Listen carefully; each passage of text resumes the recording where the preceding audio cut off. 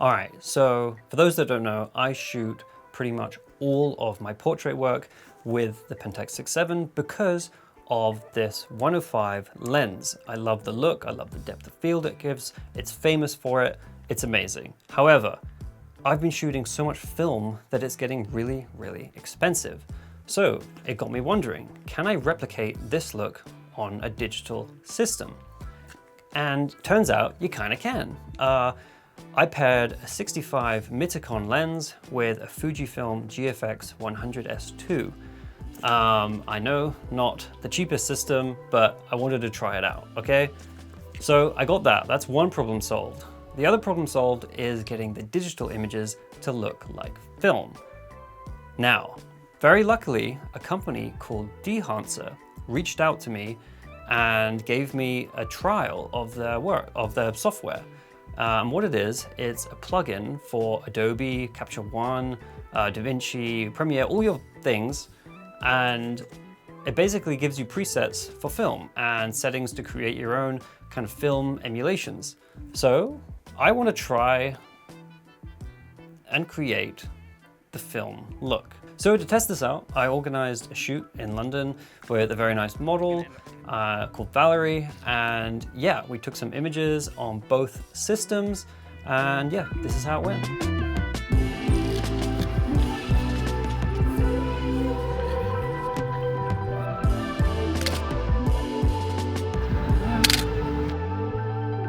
Three, two, one.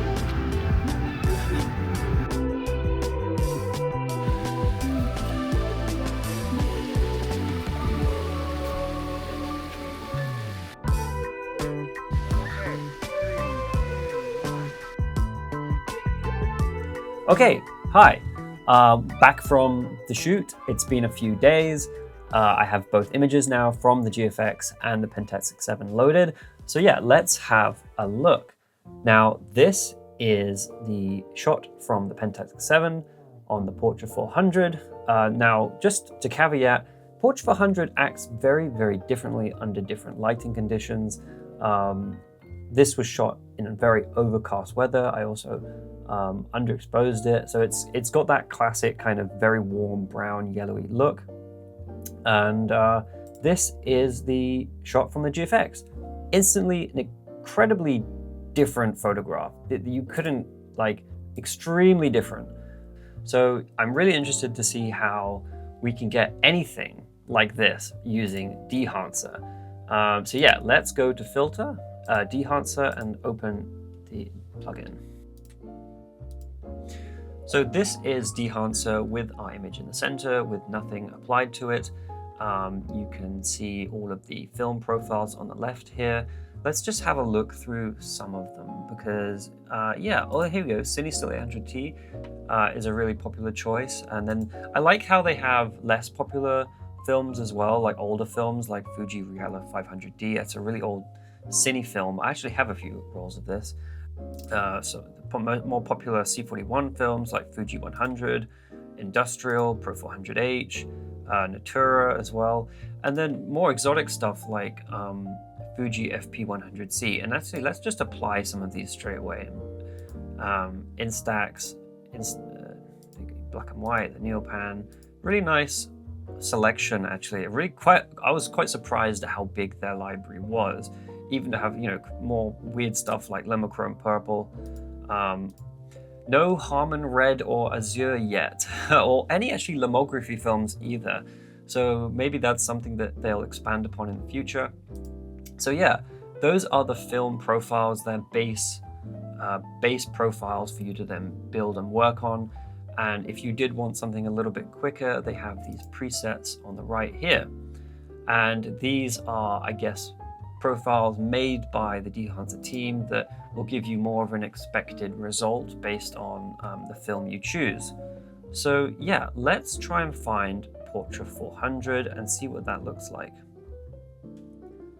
Okay, so I know what you're thinking. This image looks nothing like our image shot on Portra 400. So of course it's never going to be, you know, off the bat. You've got to do some tweaks. So let's use Portra 400 as our film profile as a base. And on the right here, you can see all of our settings that we can use to adjust the image. And just to note, I really like how Dehancer has paid attention to the journey an image taken on film takes, starting with how you develop that film.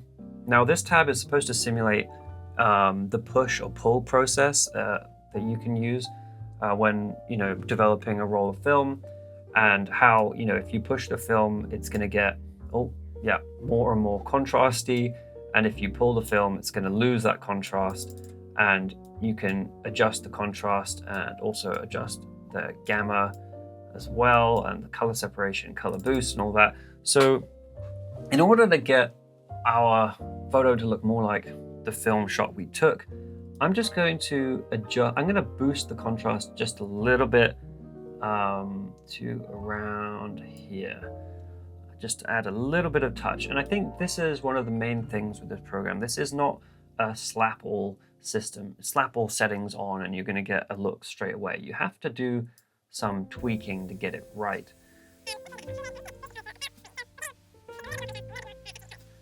So close that, film developer. Now, film compression. This is probably one of the most important tabs in order to get your shot to look like it was shot on film, because it's going to compress the highlights and give it that film look. And then I'm going to leave color density as it is. And you can kind of see straight away, we're kind of controlling how the highlights fall off. They're not too bright. We're kind of just flattening the image. So going further down, this is the expand tool. This is kind of just an extra little bit of contrast in the blacks that you can give it, and you can also control your black points as well. You can see here that using the clipping tool, you can see that some of my shadows have been a little bit crushed. So we can just we can fix this by just sliding it down and do white point as well. So you can see I've just gotten rid of that clipping. Now print. Now this is cool. This is to simulate how your image will look printed on paper. And not only paper, they also have how your image will look projected on a certain film. So perhaps this would be better for, if for video work. We can see the difference between Kodak Endura glossy paper and linear.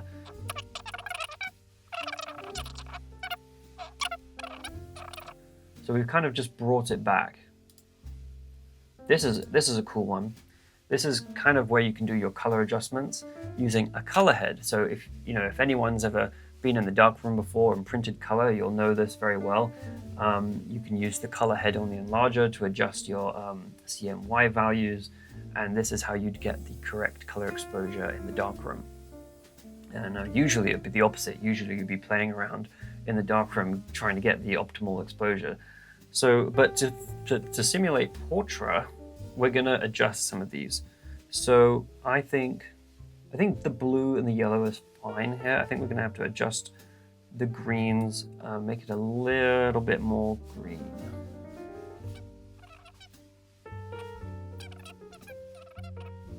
And I'm gonna keep this at 0, and I'm gonna keep that at 100. And as you can see, oh look, we've added that warmth. We've kind of gotten that look. Let's compare it, do a quick comparison. And we're getting very, very close. The only thing that is a little bit obvious is the greens are very different, and her hair is maybe a little bit too orange here, but that is getting pretty damn close. Okay, so that was the color head, and let's move further down to one of the most important things in making your film look like, your image look like film, is the grain. Let's apply the grain. Wow, that is a lot of grain. That is a lot of grain. That is way too much grain. So let's just have a look. These are some very detailed grain settings. This is probably the most detailed settings for grain I've ever seen. You have the size, the amount, resolution, and then your shadows, midtones, and highlights. And what's interesting that perhaps is an error, I'm not sure, is that they've set the film type to positive. Now, Portrait 400 is not a slide film. It is a negative film. So instantly, I want to change this to negative. And you can see, wow, that has made it very, very grainy. Let's compare that to our film photo. Yeah, crazy. So this was actually shot on medium format, 120 film. So the grain is not going to be crazy. It's going to be very subtle. So let's decrease this grainy mess and smooth it out.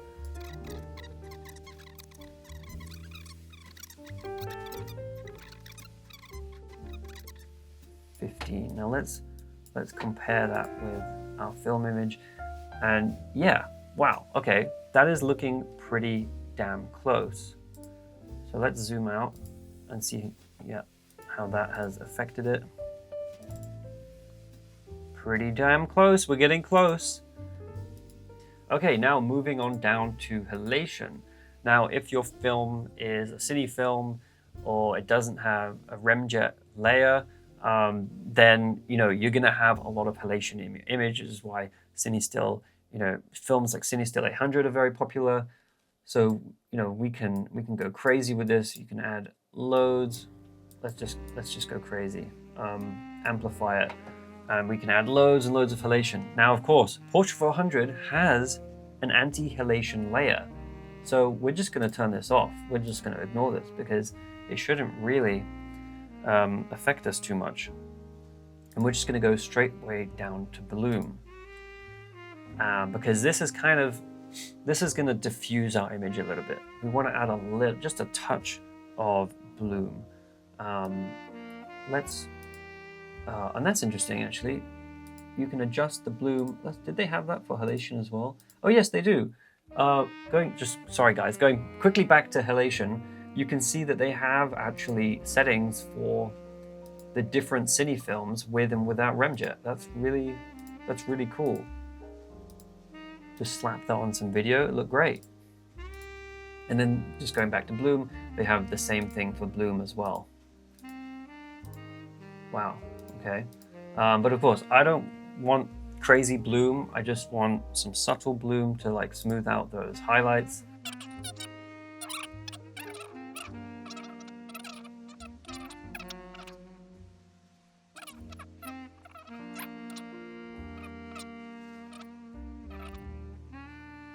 Let's leave that at 50. Yeah, nice. Okay, so that was bloom. Film damage. This is a cool one as well. If you want to add, dust and hair and stuff to your film, they have scratches as well. If you bulk rolled the film, maybe it has some scratches on it. And also, they have that again for the cine films.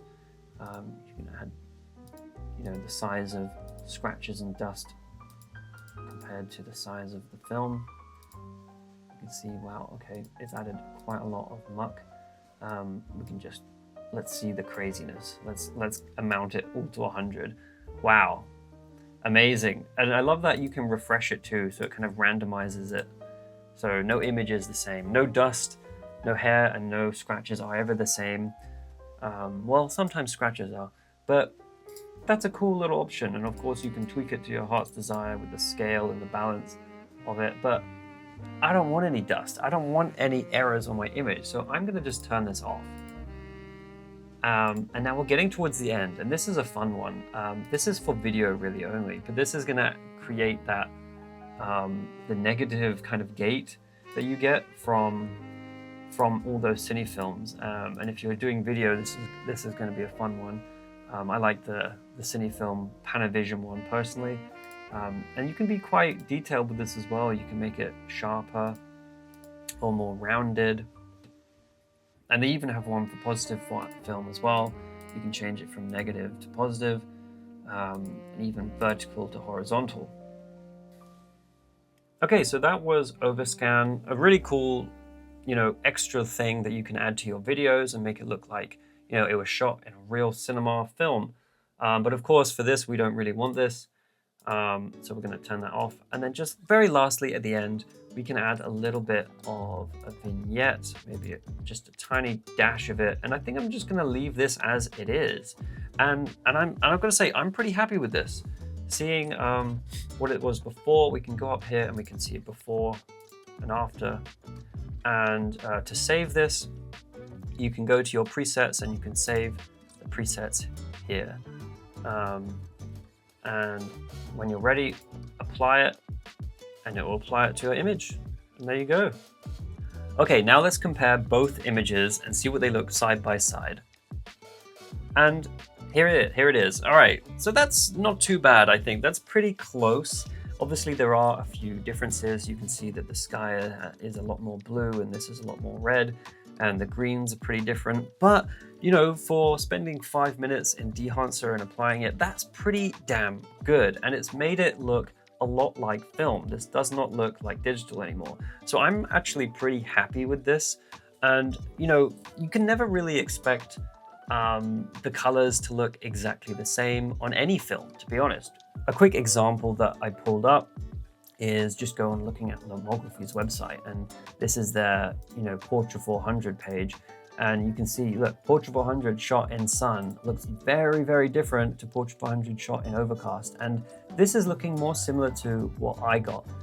Portra 400 and any film can change considerably. Dehancer can make your image look like film that's really impressive, not to maybe 100% accurately replicate the colors from a specific film. Now that was Dehancer in Photoshop on the computer. It is also for, you know, Lightroom, Premiere, Capture One, DaVinci Resolve, but I'm not going to go over that because it's all kind of the same thing. But however, what if you want to streamline the process even more? If you're shooting digital in the field, now you can very easily, very quickly transfer your images via Bluetooth from your camera to your phone. So, you know, what if you want to upload straight away to Instagram, wherever you want? Well, you can use the app, the Dehancer app on your phone. So yeah, let's check that out. All right, so let's open up Dehancer. And this is what you're met with the first time you open it. You can select the images from your camera reel here. Let's select the image from the GFX. Loaded it, and you can see that it has loaded with the edits already applied. This is the original. You can see my preset here. So let's open up the edits and let's check out the differences. Now I can see that they have all of the same settings other than this. This is the crop setting that's new for the mobile app. And this allows you to basically crop your image into the aspect ratio that you want. Obviously, if you're shooting on a mobile, it's going to be around 2:3. So you might want to crop it to 4:5 to make it look like it was shot on a Pentax 6.7 or a GFX. I already have it at 4:5, so I don't need to change it. I can also horizontally flip it and rotate it. So yeah, I think apart from that, it's all pretty much the same. You can print settings, color head, film grain, halation, bloom, and you can select these on and off just by tapping them like that. Very, very simple, very easy to use. And then when you're done, you can either save to your gallery or share it to, you know, Instagram or whatever you want. So yeah, that is the Dehancer phone app. Very simple, very easy to use, very cool. So please let me know what you guys think about Dehancer, how well you think it simulated the film. Let me know in the comments below. I think it did pretty well. I mean, as someone who shoots film pretty much all the time, I only shoot digital as a backup just to save money. I think this is pretty damn good. It came really, really close. I think if I spent a little bit more time tweaking the settings, I could get it even closer. And so yeah, I'm definitely going to keep on using this. And the fact that it's not only for photo as well, it's also for video, with all those cine film looks, and even on your phone as well. You can slap one on your phone and upload it to Instagram all in the same place. I think that's really exciting. That's really cool. So I would definitely check out Dehancer. And if you are interested, you can use my promo code DISFILM2 for 10% off. And that is across all of Dehancer's products, even the iOS app if you do it via their website. So yeah, I think it's worth checking out. Let me know what you think. I hope you guys enjoyed the video, and I will see you in the next one.